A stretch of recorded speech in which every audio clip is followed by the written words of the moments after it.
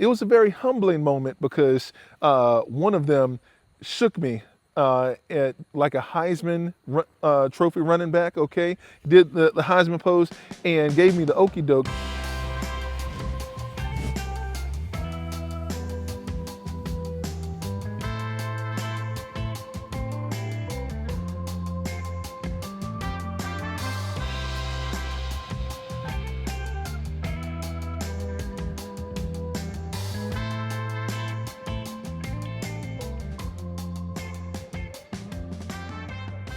So this is our servant center at First Fruits Farm. Behind me, we see a huge pole barn structure, and this is ground zero for our operation. It's about 50 acres surrounded all around here, and starting out, we have our raised beds behind me.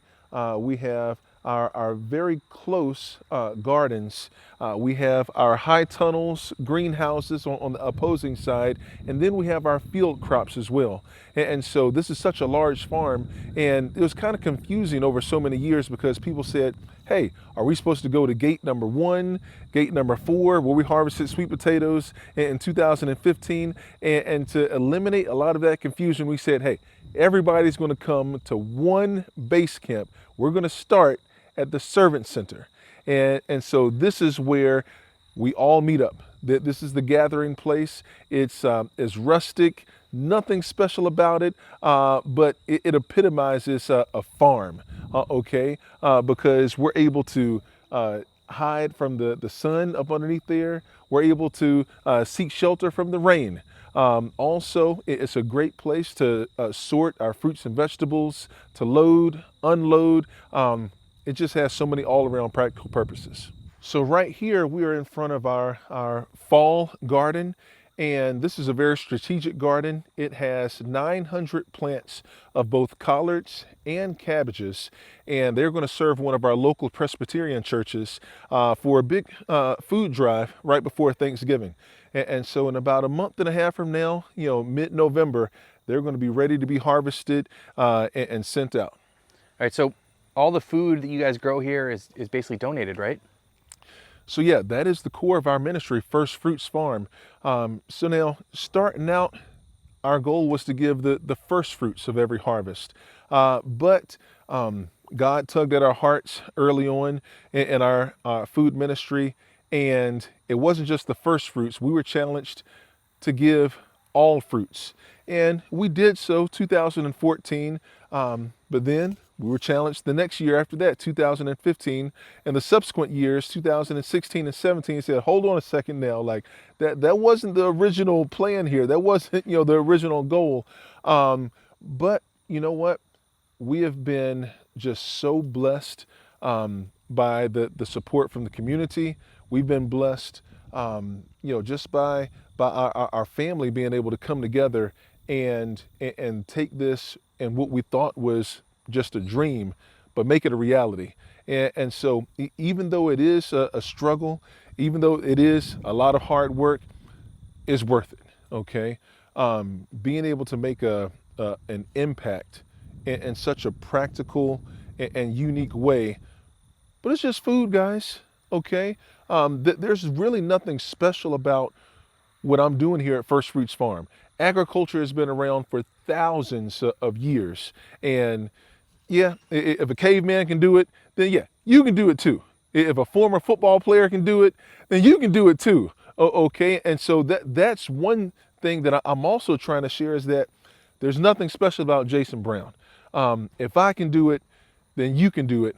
All it takes is, a little bit of muscle, a little bit of willpower, and just working this awesome soil, this awesome earth that God has blessed with every single one of us, and just know that you can make a difference. Farmers that I meet come from so many different backgrounds, but I think you're the most unique person I've met in terms of what they've done before farming. Can you talk about your life before farming a little bit? So before farming, it was very much so different. So we see farm fields right here, but my previous career, I was on a football field. And so I played at the highest heights in the NFL, 4 years for the Baltimore Ravens, 3 years for the St. Louis Rams. And the most important team, I'm a Tar Heel, all right? So go Heels. I see you from North Carolina? Oh yeah, I'm from North Carolina, Okay. born and raised. Okay. Yes, sir. And so even during my career at Carolina, suffered a huge loss in my family with my older brother, Lunsford Bernard Brown II, and he was slain serving our country in Iraq and Afghanistan.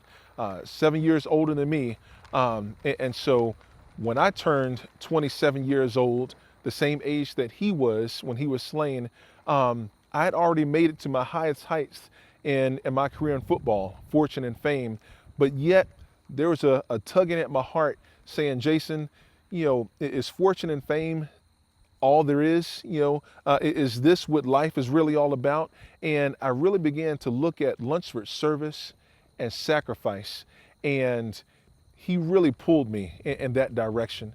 And I said, what can I do to give back? What more can I do, in service to our community, in giving back? And I asked God about it.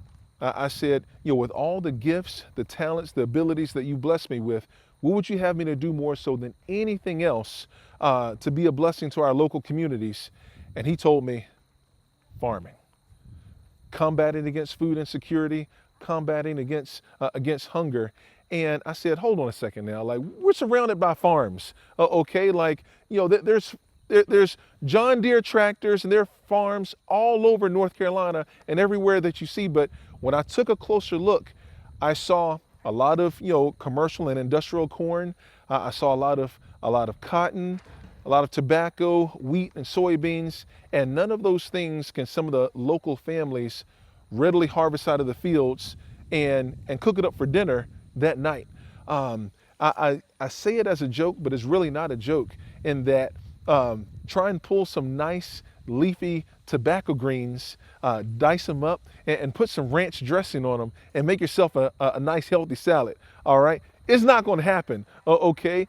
And so we have all of this agriculture, all of this farming operations going on, but yet there's food deserts all around us, especially around farms. And I said, that's got to change. A farm should be a place where, guess what? You got to grow some good, healthy fruits and vegetables, raise some livestock so that not only your family, but the families around you can eat good as well. I think it's a huge part of your mission and the idea of the farm here.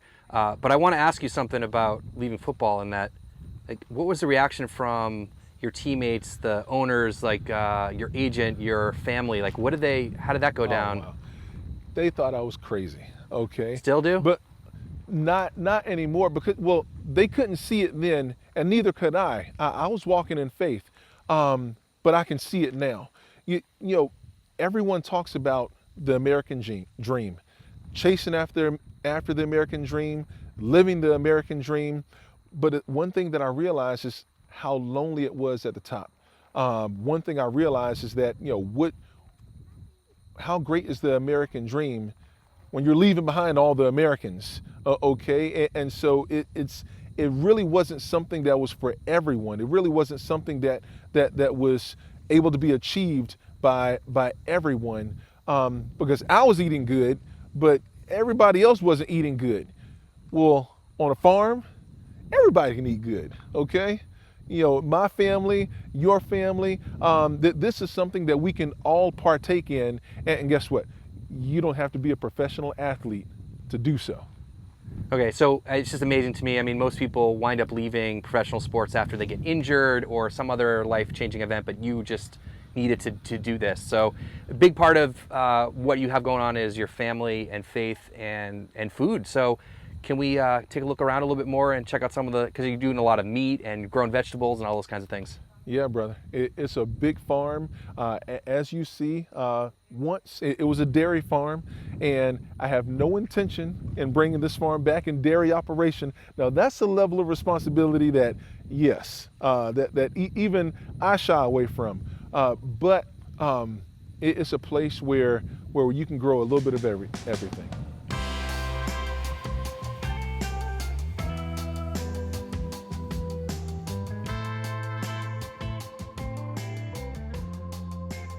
A few years back, I think we're about 50%, self-sufficient on our meat being derived here from the farm. Right now, I can confidently say that 90% of the meat that my family eats comes from the farm, okay? You got a big family, Man, Jason. we have not purchased any burger, steaks from a grocery store in years. That's a big deal, okay? As far as poultry, as far as chickens, that all comes here from the farm. Now, as I said before, we do cheat every once in a while. Okay, if I'm in Sam's Club and I see one of those already, get out of here. Look, y'all, they're so nosy. Okay, Literally nosy. Look. Now, the politically correct term is to say that, oh, cows are curious creatures. No. Sometimes they can just be downright nosy, and they're just photobombing just all in here right now. And another thing is that these cows, they are smart creatures, and they are also very athletic as well. And I know firsthand because at once I thought that I would be able to, just herd these cows and use my football skills, to corral them and get them to go wherever I wanted them to go. And they showed me real quick, how nimble they are on their feet, even to be such large creatures. And so it was a very humbling moment because one of them shook me at like a Heisman trophy running back, okay? Did the Heisman pose and gave me the okey doke, and I fell down on the ground, all right? And luckily, no one was here to see that, but I have so much more respect for my babies. Yep. So cows are just one part of the operation here in terms of the meat production. Oh, yes. So we have cows, goats, chickens, turkeys, we have pigs, and so even in the ponds, we're able to catch fresh fish out of the ponds, and so more than 90% of our meat that our family eats, and then we're able to donate so much back to our local community as well. It helps out a lot. So this is our first year raising turkeys out. Actually, we tried a few times before, but turkeys are very difficult, and these are actually Salatin style chicken tractors that we pull along this pasture right here. Turkeys, they need a lot of help early on to train them on the nippler system, or else they'll say, hey, where are we supposed to get our water from? And if you do not properly train them, to go to the nippler system to retrieve water, then they'll die of thirst, okay? And so a lot more nurture in training them versus the broilers. They automatically, they catch on. They're fast learners. But these birds, we're probably going to raise them out for a couple more weeks. They're going to be some decent sized turkeys, at least 20 pounds.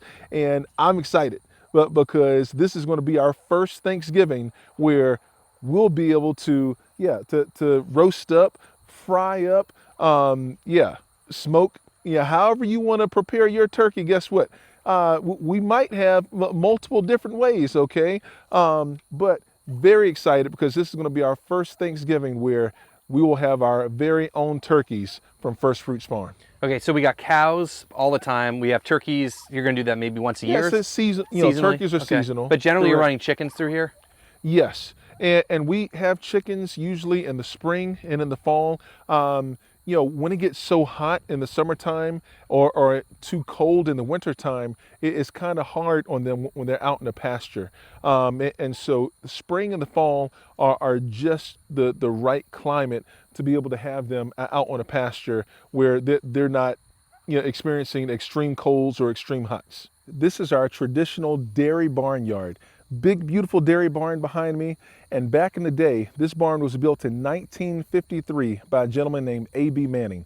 Cows grazed on the inside and on the outside, but no longer.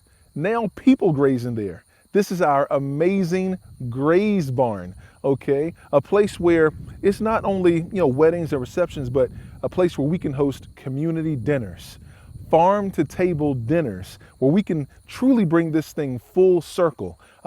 And you can't get any more locally sourced than that, locally grown, then guess what? It's grown right here on First Fruits Farm. And that helps to make it not only a real experience, but a tangible experience. Whereas you see what's grown here, but then you're able to actually eat what's grown here while you're still here on the farm. All right, so there's so many aspects of the farm and sort of the business part of it. I know the food is getting donated or consumed by your family, but the agritourism is part of this and makes this happen, right? Yeah. So our whole hope is that people would be inspired to look at agriculture, look at farming, and take a much closer look. That there's so many youth that we have right now that they care nothing about farming and agriculture as a career choice. But yet when they come here and they see our livestock, they're able to pick some fresh fruits and vegetables. They say, you know what? I like being out in the country. I like breathing some fresh air and working with my hands. And that's my opportunity to tell them that there are countless, career opportunities in agriculture. Okay. Hopefully Farmer Brown one day I'll be put out of business. All right. Whereas then there'll be a revival of so many small family farms of new and upcoming farmers to help, carry the load to help feed a growing nation. That's what this is all about. And getting the people out here just for in terms of awareness and seeing this, because most people don't spend any time on farms or even know where their food comes from. And that's the scary part, because most children think food just shows up on the dollar menu. They think it just shows up in the grocery store. No, all food comes from farms.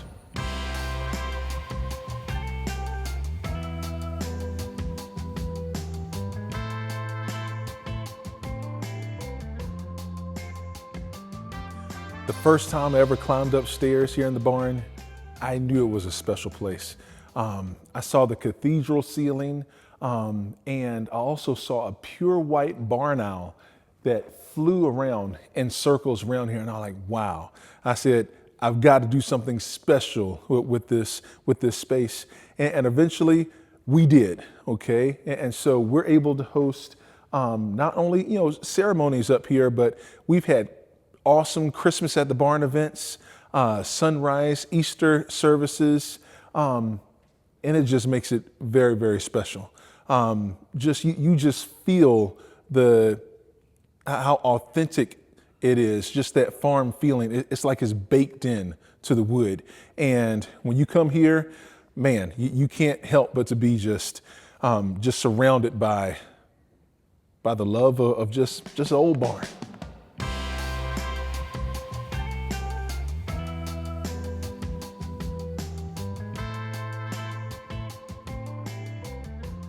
So sweet potatoes is our main donation crop.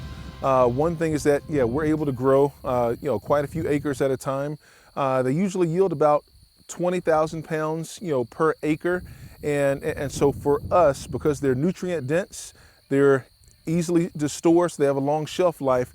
They just fit well as far as being a food crop, to serve back to the community. And so this is a little test plot right here where, we have about another month for them to grow, but guess what? That's a good size number one right there. A couple other small ones, but in about another month from now, most of the potatoes out here should be about this, this good size or even bigger. This is exactly what we want to see out here in the field. Okay, and so what was the rationale for sweet potatoes here? I guess a lot of people don't know that North Carolina is one of the biggest producers of sweet potatoes. North Carolina, this is the sweet potato capital of the world. Second is Louisiana, third is California, but more sweet potatoes grown in North Carolina than any other state. And actually, most of the sweet potatoes are exported to other countries because they're just now learning about the health benefits of sweet potatoes, a little bit lower on the glycemic index, much healthier as far as than eating a white potato. And so, guys, this is it. You can't get any better than some candied yams, a sweet potato pie served up for Thanksgiving. With those turkeys, huh? Yep, definitely with some farm fresh turkeys. Okay, so what about, is there certain varieties that you guys have tried or have done better than others? So this right here is the Covington variety, developed by NC State. They keep that variety going. Several other local farmers. This is the number one variety that is grown. Number two possibly it would be the Beauregard, but the Covington, because it's uniform in size, you know, about this size. Well, if you break this off right here, you know, you have a good baking size, you know, potato. That's about, you know, 5 to 6 ounces. Now out here, we'll have some potatoes that get much larger than this, but you know, we're not trying to sell them and market them to restaurants. They're as a donation crop, and so we don't mind if they get a little bit larger. Okay, any other tips for planting? Like when did these go in the ground or? Yeah, so these potato slips, they went in the ground. Our goal is to get them in the month of May, but it was so dry and we had such a horrible drought that we had to wait until later in June to get these in the ground. And so that's why our harvest, which is usually about 110 days, it's pushed back to late October for this year. Okay, and then you guys are doing, I think you said about 5 acres? 5 acres. So our goal is to yield right at 100,000 pounds. If it's a bumper crop, you'll yield 120,000 pounds. If it's a year that's a little bit less, you may yield 80,000 pounds. Okay, and what are you doing for like crop rotation or fertility management here? Yeah, so we're going to come back with a cover crop, possibly of some wheat or something that's going to help to fixate the nitrogen in the soil. And then this 20-acre block right here, we're going to rotate them in a clockwise manner so that potatoes are not going to be grown back here for another 4 years. That's awesome. So Yep. you guys have you been seeing yields go up every year, or it just depends a lot on the season? It depends on the season. Yeah, and definitely because we do not irrigate these fields, heavily dependent on the rain. Farmer Brown, I've done plenty of rain dances out here, okay? But this year, the moisture has been about average. A few dry spells here and there, but it's been about average. And so we should be right there on par with about 100,000 pounds for these 5 acres. It's awesome. And sweet potatoes is a great crop, and it's sort of grown natively here, or natively for farming at least. And Yeah. I think it's great because it's real sustenance for food. It's like, that can feed a lot of people, that 100,000 pounds. Oh yes, it goes a long ways. But the big thing is that, you know, we know that we can't provide food for everyone. More so than anything else, we're trying to teach and use this as a teaching farm as well, to say, hey, please go out and help to duplicate this process so that, you know, this will be the first of many first fruits farms. I love it. And probably get a lot of people out here to help harvest, I'm guessing? Oh yes, so we have at least a couple of thousand unique visitors, volunteers that come out to the farm every single year. When we harvest these fields, we'll have at least 500 volunteers out here all at once, okay? And so A lot of sweet potatoes to get up, man. It is, but it's a big ordeal. And man, like, people are out here working, getting dirty, but with a smile on their face, all right? And so it's like one of those things where if you go to a football game on a Saturday, you get to be a spectator, all right? You don't get to actually be out there in the field, you know, getting it done. But here, you're more than a spectator, all right? Like, you're in the starting lineup, okay? Like, you can be the star player by helping us getting out here and harvest all these awesome sweet potatoes. So of course, in regular garden farming, you know, when you plant those seeds, tomatoes, cucumbers, you're going to reap a harvest in a short period of time. And a lot of times, the long-term perennials are overlooked. But for me, that has always been the foundation. Now, it's a long-term investment, but the rewards that you're going to reap, you know, years and years down the road make it well worth it. And right here beside me, you see 5 acres of apple trees, 29 different varieties, 145 different, you know, different trees, you know, total. And here's the thing, guys, all of these are old varieties of apples that many of you have never heard of, but they grow well here for North Carolina. And so wherever you are, you have to choose and pick varieties that grow best for your area. And one thing that I did starting out is I planted Gala apples, Honeycrisp, all of these commercial varieties that you see in the grocery store, and they did not do well at all here for First Fruits Farm. And I was just so frustrated, because no matter how much I put the pesticides, the fungicides, and tried to nurture them, they didn't do well here. okay? Our summers get extremely hot and extremely humid, and a lot of those commercial varieties, they're grown at higher elevations in West Virginia or the mountains of North Carolina. But these varieties, I got them from Century Orchard Farms right here in North Carolina. Century Orchard Farms, because all of these varieties are more than 100 years old, and they do quite well here for our region, for our climate. And this past year, I did not spray them, not once. No herbicides, no pesticides, no fungicides, and look at them. They're doing much better than those other varieties ever did. And that's one thing I want to have a foundation in.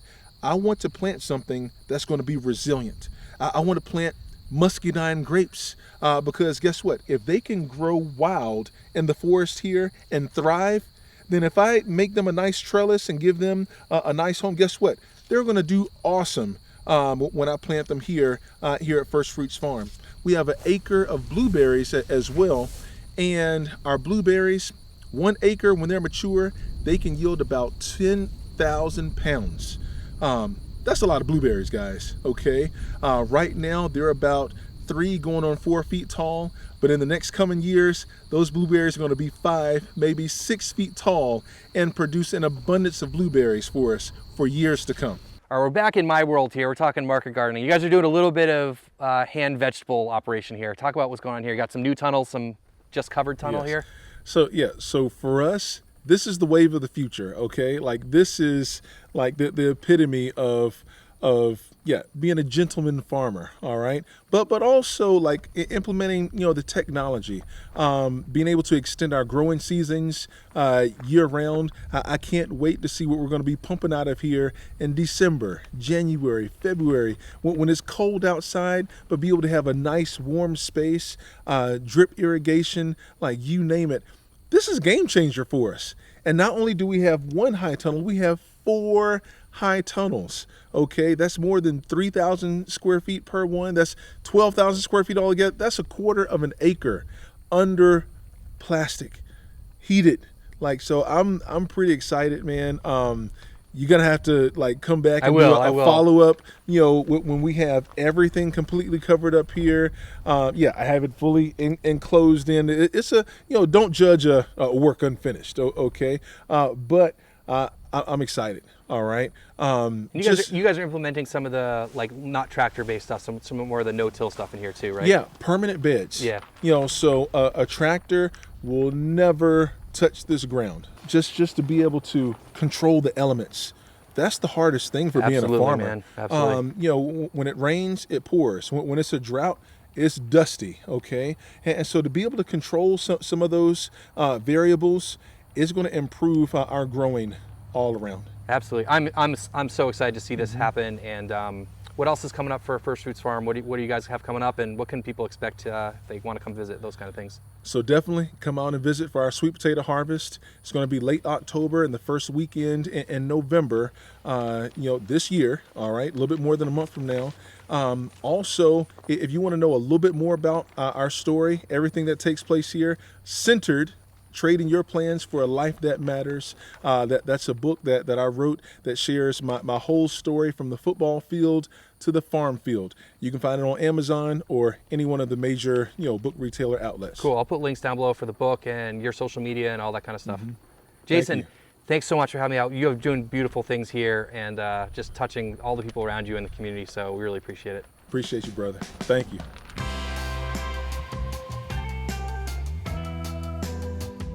All right, we'll get on my golf cart here. No, don't lick the lens. Hey, y'all go get that turkey. I'm cultivating, making it look real good. Hey, we try our best to be at peace with all animals and flowers, but guess what? We do not make peace with weeds. We wage war with weeds, all right? And we say, get out of here.